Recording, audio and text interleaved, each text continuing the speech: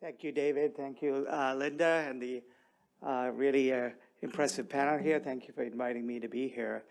Uh, I have no financial conflicts here. I'm a member of SAGE's Global Affairs Committee, and I would be talking about our projects there. I also want to thank the moderators for not making me do this remotely and allowing me to come here to present. So, if I had given this talk 3 years ago, I'll have to spend a little bit of time about telementoring and simulation. And many of you who are here really understand what this means now because we've all had to go through this the last 3 years. But one of the things I'll say is in simulation, many of us have done FLS or have had the battles with the trainer box. And in the trainer boxes come in different shapes and forms and expense, and it could be as expensive as $6,000 for this FLX box. Or if you had a robotic simulator, it could be $100,000. So there's a cost range that is involved. And then we will talk, there are other speakers who will talk about the cost of simulation. Every talk has to have a history. My history here goes back to telemedicine in 1990s. When Moore, Ross, and Friedman really put the focus on telemedicine and talked about, in 1997, Butch Ross talked about telemedicine as the way to go.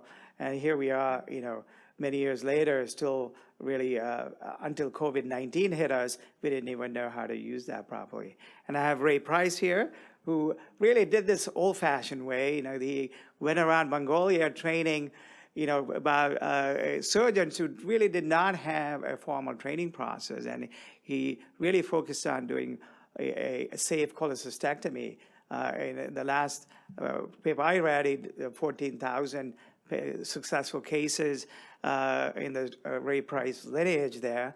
And that was the old-fashioned way, and still a potentially a good way to start these telementoring process in person. Now, DARPA and NASA really gave us the tools to incorporate these telemedicine options in the operating room. And then what captured our imagination was in about 10 days before the 9/11, we had the Operation Lindbergh, where Dr. Marasco did this first, remote robotic surgery from New York City on a patient in Strasbourg, France. And that really captured our imagination. This could be done. And certainly COVID-19 dragged us back to reality and said it has to be done. And we had to do it. So that's where we are now. Now, the great thing about the current time is we heard 5 billion people don't have enough health care, surgical care. But also we know about 5 billion people have internet access, which is great. This was not true a few years ago. We also know about, 4.6 billion people use the social media daily. So we have a tremendous opportunity here to use that to make the world a smaller place. And the internet speeds, except for sub-Saharan Africa and Asia, are pretty good. This is before, Marasco did this case robotically. The speed for the rest of the world is faster than what it was then. So we are really in a good position to unleash the telementoring and tele-based teaching. Now, there are types of remote and simulation training. Yes, the cardboard box, the locally sourced box, is the best option, a cheap option. Then everybody has a phone.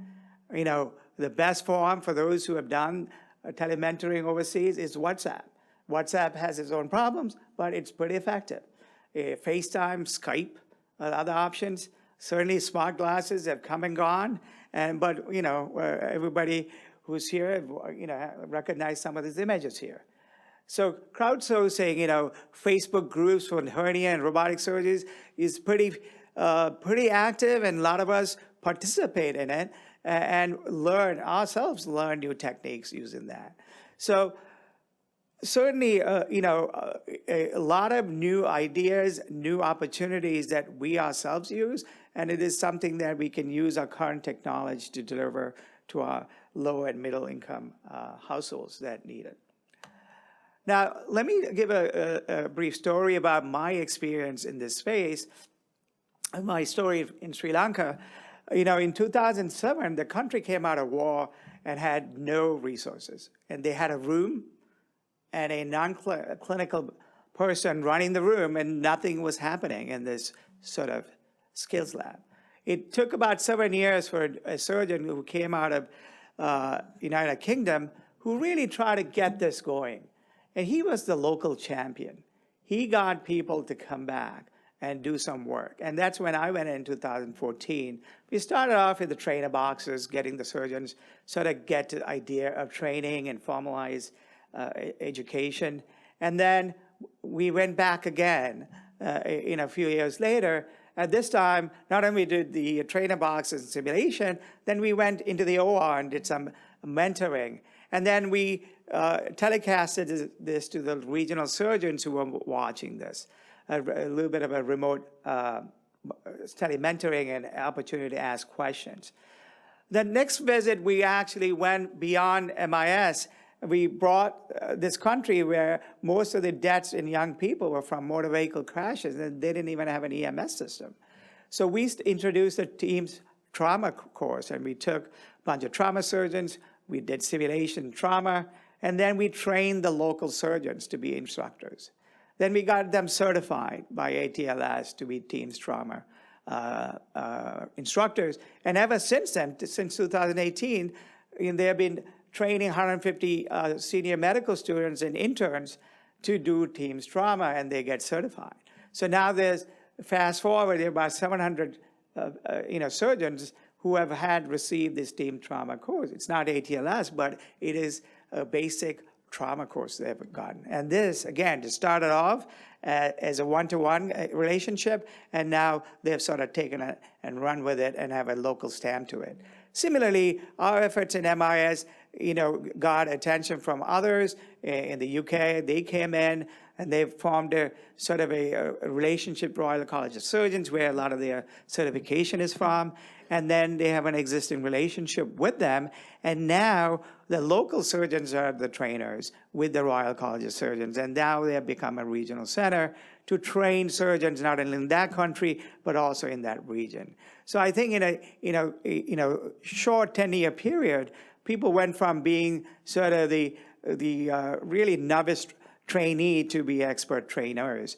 And I think this is a model that I think works well, where a hybrid model where people go in and still continue to have this engagement. I still get these WhatsApp calls when they do call these cases and do follow-ups. So is telementoring safe? Yes, the short answer is yes.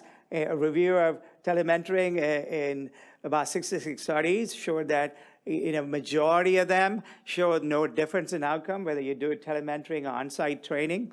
And more importantly, no study found that telementoring resulted in poor postoperative outcome. Now, we are in Canada, and I want to make sure I give credit to the University of Toronto group. They've really done a lot of the simulation, telementoring, and teleassessment assessment. This is a study from Botswana where they did this 3-day course for FLS training. The success of that led to them having to do this course over and over again, and then they realized they had to do this Skype-based telementoring. So here's a picture that shows the mentor on the right and the mentee in Botswana. The camera is showing the mentee working on the FLS box, and there's another camera showing what he's doing on the FLS box. And what they found was the people who were telementored had a 100% pass rate in FLS, while the people who sort of self-studied had a 38% pass rate. So pretty effective. Remote mentoring led to remote assessment. They had to still get these trainees back to Canada to take the FLS test. So they, especially with COVID, they made these trainees do the test in Botswana, having a mentor in Botswana and Canada, trying to do the assessment from Canada. And they found pretty good inter-rated reliability with this technique. And then not only did they do that and find that they were doing well with this FLS testing and assessment remotely, they also found that they can do the lap gallbladders also well with this, and the scales were pretty highly reliable. Now I want to give a plug-in for GLAP and GLAP, who has been doing a lot of work in Costa Rica and Mexico, really starting off with the traditional model of going there, doing this 3-day course, and then following up with a one-to-one telementoring method in a moderate time frame with a lot of time commitment with the surgeon and the mentee. And this resulted in the long-term relationships, not only in Costa Rica, but also in Mexico.